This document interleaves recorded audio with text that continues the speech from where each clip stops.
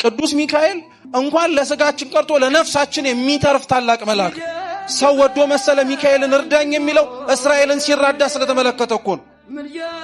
ሰው ወዶ መሰለ እንዴ ሚካኤልን እንኳን ማብላትና መታደግ ቀርቶ የእግዚአብሔርን መንግስት አውርሰኝ ብለን እኛ ሚካኤልን ልጠይቀዋለን። ሚካኤልን ሰው እኮ ወዶ አይደለም በነገራችን ላይ ሁሉንም ነገር የሚለምን። ኢያሱ ጋር ስትሄዱ ጠላቶቹን ድል የሚያደርግ ሰይፍ ይዞ ቆሞ እንዳትፈራ እንዳትደነግጥ ብሎ የሚናገር መልአክ ሆኖ ታገኙታላችሁ። ኦሪት ዘፍጥረት ምዕራፍ 16 ላይ ብትፈልጉት ከአጋር ጋር ልጇን ይዛ ስትሰደድ አይዞሽ አትፍሪ ብሎ ሲያበላት ሲያጠጣት ሰው ወዶ መሰለ ሚካኤልን እንጀራ የሚለምነው አጋርን ሲያበላት ስላየኩ። ዳንኤልም በትንቢቱ ላይ ተናግሯል።